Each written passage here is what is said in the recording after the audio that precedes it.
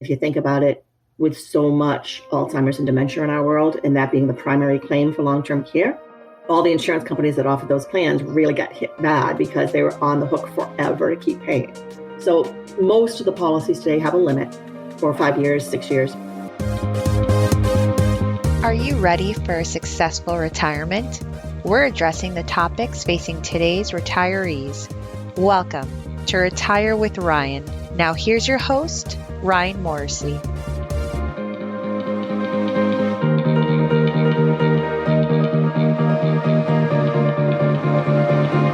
Welcome back, everyone. This is episode 95. And if you're concerned about paying for long-term care and retirement or are wondering the best way to pay for it, then this episode is for you. This week, I have a special guest. I'm excited to have Nancy Simm. Nancy is the Director of Long-Term Care and Longevity Planning with Highland Capital Brokerage. Highland is an independent insurance broker located in Farmington, Connecticut. Welcome, Nancy. Thank you, Ryan. Thanks for having me. Yeah, I'm really excited to talk about some of the issues, facing planning for long-term care. But before we do that, tell me a little bit about yourself, about your background. Okay, so as you said, I am the Director of Long-Term Care and Longevity Planning at Highland, and I have been there now 30 years, doing nothing but long-term care since 1999. So that's too much math for me, but a bunch of years. Seen a lot of changes in the long-term care insurance marketplace, but also going back prior, a little additional background that fits in well with this whole longevity conversation. My first job ever, I was a nurse's aide in a nursing home outside of Boston. So I've had from both aspects of having provided the care and now helping people fund care. Okay. Yeah. So from my experience working with clients over the years, I guess there's a number of ways you could say people could pay for long-term care, but I really have 5 ways, I guess, that people could pay for care. Let me just highlight those now. So way 1 would be you pay for it yourself, right? Through a variety of means, right? We're not going to focus on that today. Way 2 would be qualifying for Medicaid and having Medicaid pay for it. That, again, is another topic for a future discussion. But I wouldn't really want to focus on the final 3, which fall into your expertise. And number 3 would be purchasing traditional long-term care insurance policy and having that policy pay for part of the care, all of it. Number 4, purchasing a hybrid long-term care policy and having that pay for it. And then I guess number 5, purchasing a traditional long-term care policy, but with a different spin through what's known as the Connecticut Long-Term Care Partnership. So as I said, I want to focus on those 3. But before we get to that, maybe you could just, for people who aren't familiar with long-term care, talk a little bit about what that means. What is long-term care? Yeah, so that's a really good first point, I think. Long-term care, a lot of people I find think, it's when I'm in my 90s and things are really bad. But it can be really at any age for any reason. And the reason I'm saying that is it could be an older age issue, health issue. It could be an early onset disease, a stroke, a chronic degenerative disease. It can be due to an accident, a car accident, somebody hanging lights on their house for the holidays and falls off the roof. Really doesn't matter why, but it creates a long-term care need. And to define that, long-term care really is any type of care needed due to any of those reasons at any age where we need help with what we call the activities of daily living. So the activities of daily living in the long-term care world are 6 things. The things we all do independently every day: bathing, eating, dressing, toileting, continence, and transferring. So the way I tell most people to think about that is everything you did this morning, right? You got out of bed, that's transferring. You went into the bathroom, you took a shower, you got dressed, you had something to eat. When you need help with those things for any reason, that's long-term care. It also has the caveat that long-term care, and it also can be because of a severe cognitive impairment, dementia or Alzheimer's.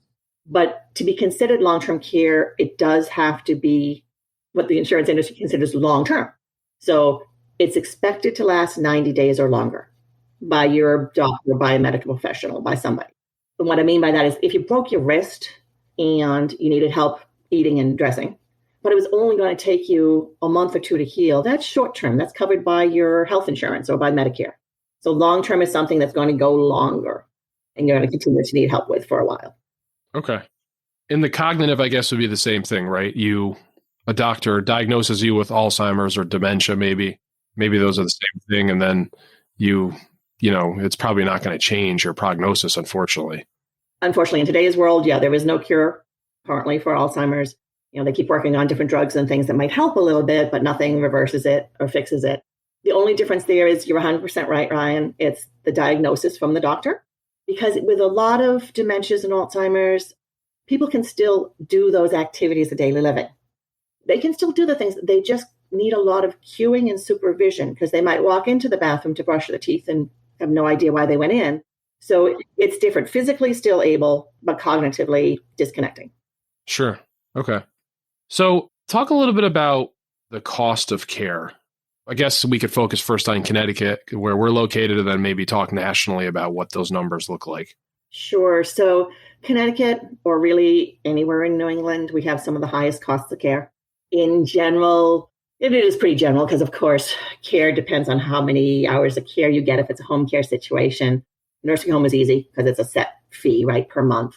But in Connecticut, you're probably talking about $200 a day today for a fair amount of home care. It can certainly start less if you only need a few hours of help a couple times a day. But a couple $100 a day, consider that to be like, $5,000-6,000 a month. Nursing home in Connecticut is crazy expensive in my mind.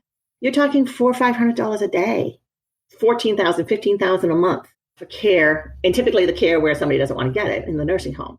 And I can say that having worked in one, and it's a fair assessment.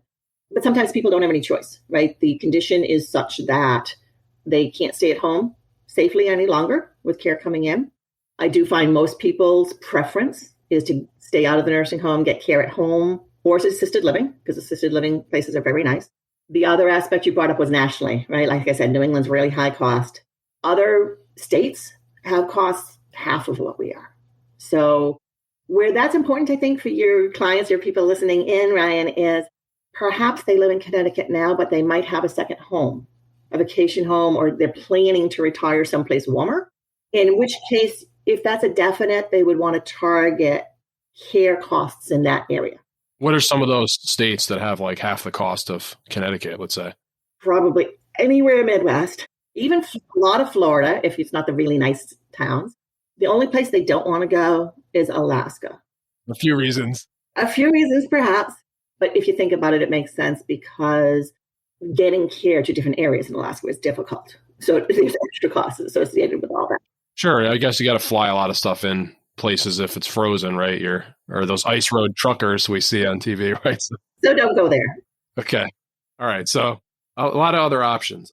So let's first talk about traditional long-term care and tell me a little bit more about how that works.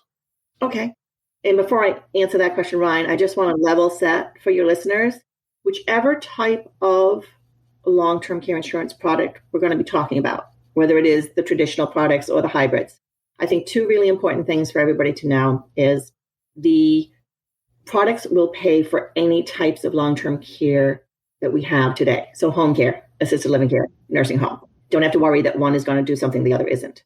Also, they have the same triggers for benefits. So that severe cognitive impairment diagnosis or the 2 out of those 6 activities of daily living would trigger policies to pay benefits. Because you hear sometimes, not to go off topic here, but people talk about, well, my parent had a policy and it only paid for nursing care. Was that like in the past, policies could only pay for things, but now they have to pay for everything? Or yeah, really good point. Because, right, we hear what we know of in our past, and if our parents had or grandparents had a different situation, knowing that today, so yes, the original old policies 30 years ago primarily were nursing home, they added in small amounts for home care. They became comprehensive plans, probably 15, 20 years ago. So it's been a while now. Anybody buying one today would want a comprehensive plan because we just don't know what's going to happen in the future, right? And that's the whole goal of having some kind of insurance. We're insuring against that unknown. We don't know when it's going to happen. We don't know what kind of care we will need. We don't know how long it'll go. We don't know what it'll cost.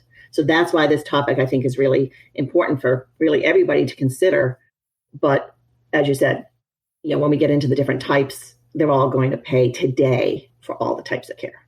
So to answer your actual question about the traditional long-term care policies. So we call them traditional or standalone products, meaning that they are for long-term care only. And this will make more sense once we get into the hybrids. But the long-term care traditional products pay if you have a long-term care need. If you don't happen to have a long-term care need, consider it just like your car insurance, your homeowners. You paid in case something bad happens. It's going to cost a lot. You pay a much smaller premium to have that leverage in that insurance. But if you don't have a care need, nothing's coming back. You're not going to have a death benefit, cash back to your premiums back. Okay. So it does end up being the lowest cost way to cover care needs because it only pays if you have the claim. So to give you a little bit on that, statistics for what they're worth, sometimes they're really good, sometimes it doesn't apply. But the general statistic is as long as we reach age 65, and by that I mean you just don't die early, right? Or have a need early. If we reach age 65, there's a 70% chance for each of us, everyone, to have a long-term care need of some amount at some time for some period of time. So it's real important, I think, that everybody considers their options because obviously 70% is a lot more than the 30% who might not have a care need. As they say, if we had a 70% chance of winning lotto, would you play? So every day. So for the traditional long-term care products, it'll pay, like we said, for home care, for assisted living care, for nursing home care. What it will pay, how much it will pay entirely depends on what you purchase. So you might say, I want to cover home care costs. So I'm going to buy something that'll give me $5,000 a month today, $6,000 a month today. And based on your age and your gender and your health and all these other factors, that comes up with a cost. And how many years do I want it to pay for? So what it pays for in general is pretty much anything we've got, but how much it'll pay depends on what I purchase. I would say I don't see anybody ever buying the full cost of care. And by full cost, I'm talking the nursing homes. I don't see anybody buying $15,000 a month of insurance. It's going to cost a lot. And everybody I talk to says, I'm trying to stay out of the nursing home. So let's target the home care and assisted living care costs, which are pretty similar, and hope for the best. Yeah. And the other thing too, like when you're retired, you have other income, presuming coming in, right? Social Security, maybe some investment income, maybe a pension. So you don't need to cover 100% of the cost anyway. It's just how much, you want to cover or you'd want to have covered, or you could afford too, right? Right. Sometimes a base underlying level is good. Sometimes it is affordability. But yeah, it's sort of one of those, let's get something that's going to help. And unfortunately, like to your thought of, having other monies, yes, we're going to co-insure, right? We're going to pay part of it. Our insurance policy is going to pay part of it. If you think about it, when you have a long-term care need, unfortunately, you're not doing as many fun things anymore with the rest of your money. So you can allocate some of the stuff you used to go on vacations or buy a new car or do whatever with. You're doing less of that now. So you kind of reposition that. Yeah, that's a good point. Yeah. So I guess, what do you suggest? So you mentioned targeting like the home care costs. So I guess that could be one way people could look at, all right, I want to have $200 maybe a day or, covered, or $300 a day, right? Some number like that. Exactly. And then the other part that I mentioned is how long you want it to pay for. In the traditional world, there's very limited options today for an unlimited plan. That used to exist, 20 years ago, where the policy would just pay forever. And if you think about it, with so much Alzheimer's and dementia in our world, and that being the primary claim for long-term care, all the insurance companies that offered those plans really got hit bad because they were on the hook forever to keep paying. So most of the policies today have a limit, 4 or 5 years, 6 years. And again, I sort of target based on what we see gender-wise. So another statistic is the average male claim is 2.2 years. Average female claim is 3.7 years. So I always kind of want at least a 3-year plan for a male, a 4-year plan for a female. If there's dementia in the family, we want a longer we can get. So it's very specific. Every single person, we really want to target in on what fits for them. But that's just a starting point, at least. Yeah. Okay. So as far as applying, what is like the best time for someone to apply usually for one of these? Okay. So industry-wide, some very smart, not me, actuaries said age 52. Okay. What I would say is, if you're past age 52, doesn't mean you're just a little later in the game. It's just going to cost you a little bit more, right? Because most people really aren't thinking about it probably until their 50s. Younger folks, we do have people in their 40s sometimes who consider it usually because they've seen something in their family, or it is a family that has numerous people with Alzheimer's or something like that. I always say, if you're thinking about it now is the right time to get more information and decide, because it never helps to people like to put off things, right? We all know that. Yeah, we all do, right? Yeah. Yeah, right. Why am I going to deal with that? Yeah. Who doesn't want to not pay up for something until we have to? Well, of course, far too often I get calls from an advisor like yourself, Ryan, and they go, we talked about it previously with his clients. They kind of put it back burnered. We brought it up again. They kind of were waiting. They're really interested now. And anytime I hear that, I'm like, what did they just find out about their health? And now it's too late and I can't help them. Sure. Yeah, right. Unfortunately. So getting back to that, so obviously it's insurance, so you don't just get it because you want it. There's an underwriting process, I guess, right? Application. I believe there are certain pre-existing conditions that are automatic, like no's, right? Can you talk about what some of those might be? Sure. So yeah, the process in general is, an application, getting your doctor's records. You have to have had some recent exam. It'll be a different answer slightly when we talk about the hybrid products, but on these traditional products, that's the sort of process. Yes, it's long-term care insurance, so it is health specific. So yes, there are certain conditions you can have that will knock you out entirely. Or because we have all these other options today with the hybrid products, sometimes a traditional product we can't get, but we might be able to get one of the other types of plans based on the health. So some of the things that would automatically kick out, obviously, if there's any dementia, memory issues. Obviously, I will say if there's any chronic degenerative diseases, so the Parkinson's, the ALS, the multiple sclerosis, those kinds of things, because we know that they're going to be ongoing and not good in the future, those we can't get coverage for. Things that people don't think about, build. So height and weight.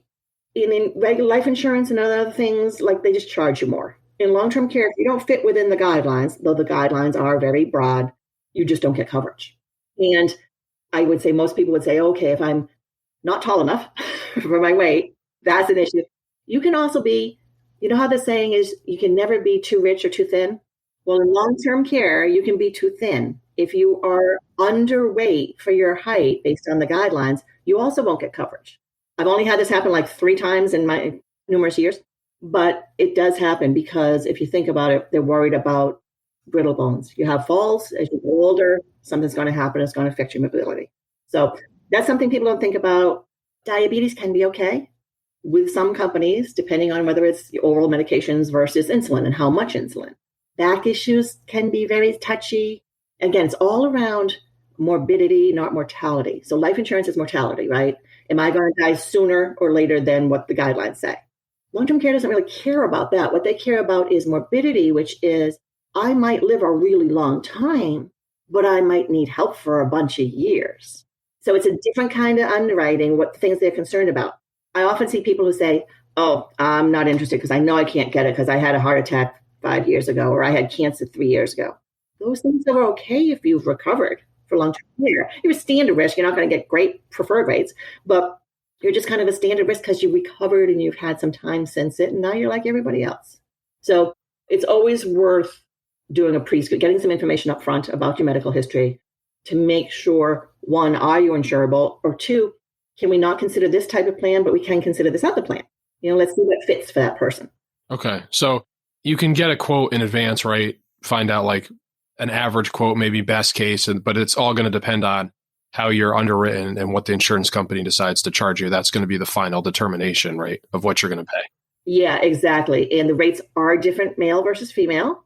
So it's going to depend on your age, your health history, your gender, your smoker status. Like there's just a whole bunch of things. So you can't kind of say, oh, my friend got a quote for this and that does or doesn't interest me. Very specific to each individual. Sure. Okay. And there's also, so I know there's a lot of components to traditional long-term care, but there's also, you pay more, right, if it pays sooner. So there's like something called an elimination period, right? That's the number of days you wait until it pays or something. Yes, exactly. So elimination period, you can think of like a deductible with other insurances, right? In other insurances, we're used to the word deductible instead of elimination period. In other types of insurance, the deductible is a stated dollar amount. The difference for long-term care is the elimination period is a number of days. So will my policy kick in benefits after 90 days or immediately? It's not a dollar amount. So it simply is saying if you have a 90-day elimination period, I am going to pay out of my own pocket for the first 90 days, or if I'm of age and it fits, Medicare might. Just means the company isn't paying until day 91. And yeah, that can affect the rate as well. So you have to, fill out some paperwork, I guess, and your doctor fills it out that now you qualify, right? And then you qualify, and now the clock starts that 90 days later is when the company makes their first payment for your care. Right. In that scenario, if we did a 90-day. Yep, exactly. Okay. If it was 90, but it can be longer. Like, I guess you could have like a 6 month. What's the maximum? Yeah, you can. So in Connecticut, no. In Connecticut, the maximum is 90 or 100 days, whatever, right in there that the company offers. Some other states, you can do a 6 month or a year long elimination period. And some people will if they have enough money and they figure, I'm not really concerned about the immediate thing. I'm concerned about the long-ended need. But yeah, Connecticut's more limited because I think the state insurance department said our cost is so high, we don't want anybody funding a year out of pocket. Yeah, I know. Right. Yeah. Okay. And there's also something too, like for a couple, they could get a shared benefit as well. Yep. And I love the shared care on these traditional policies. Each person would have their own policy, husband and wife, or it's same sex, different sex, married, not married, doesn't matter. You can get discounts together, and then you can get the shared plans, which basically says you each have your own policy, but at claim time, you can share the benefit periods between you. So the way I think of that is, let's say you've got a husband and wife, and husband goes on claim. Husband, because typically don't need as much care, don't live as long. Let's say they each had a 4-year plan. Husband went on claim for 2 years, passes away. With a shared plan, the other 2 years he paid for doesn't go away. It goes over to the wife. And now she's got 6 years, her 4 plus his 2. I think it makes a lot of sense because the chances of a couple needing exactly the same amount of care is practically nil. The chances of one person needing more than the other. And that way you have that flexibility, which I think is really worthwhile. Okay. So you do pay a little bit more for that? Yep. Anytime there's more flexibility, there's going to be some cost factor to it. Okay. Is there like a maximum age you would say it's not even worth it to consider like looking at this or? Yeah. So carrier-wise, pretty much the most they will go up to is 80. Some are 79, some are 75. 80 is really the cutoff point. I would say late 70s gets difficult. Not that it might not make sense, but difficult to be in really good health and still get the coverage. So we see a lot of focus on the 50s and 60s. You can do the 40s, you can do the 70s. It just, may or may not work out as well. I want to switch over to talk about the hybrid policy. Before we do, any other thoughts about traditional long-term care that we didn't cover? I think the only thing for traditional would be that there are a lot fewer carriers offering that today. We still do have some good companies out there. There's not as many choices. More of the companies have gone to offering the hybrids that we're going to talk about because those seem to have a lot of popularity with consumers. But yeah, the traditional product is still out there and it still can be a good fit for anybody who, needs an annual ongoing premium. Oh, that's what I wanted to mention. So with the traditional policies, as we pivot to the hybrids, the traditional policies premium, and a lot of folks have seen a lot of issues with this, aren't guaranteed to remain level.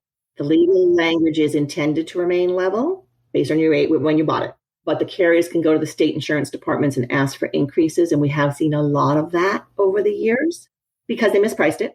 And because the interest rates have been so low now for so long, we think the pricing today is more accurate. But again, consumers need to know that they could change. Yeah. So you'd need to, I guess, make sure, okay, if this thing doubled maybe at some point, you can still afford it, right? Because you wouldn't want to pay for it for 10 years and then cancel it. That you would have been better off never having it probably in that case. Right. You'd never want to cancel it. And we've seen a lot of rate increases that we've reviewed for folks. And it isn't a question of canceling really ever, reducing coverage as they've gotten older and as the premiums have gone up, but still having something in force. Oh, that's good. Okay. All right. Yeah. Thanks for listening this week. Unfortunately, there's a lot to cover here with long-term care. If you tune in next week, we're going to have part 2 of my interview with Nancy Simm, where we talk about the 2 other options available to you in paying for care, the hybrid long-term care coverage option, as well as the state partnership plans. You should consult a financial advisor familiar with your specific circumstances before you make any financial decisions. Nothing in this broadcast constitutes a solicitation for the sale or purchase of any securities. Any mention of rates of return are historical or hypothetical in nature and are not a guarantee of future returns. Ryan Morrissey, CFP, is an investment advisor representative of Morrissey Wealth Management, LLC, a registered investment advisor.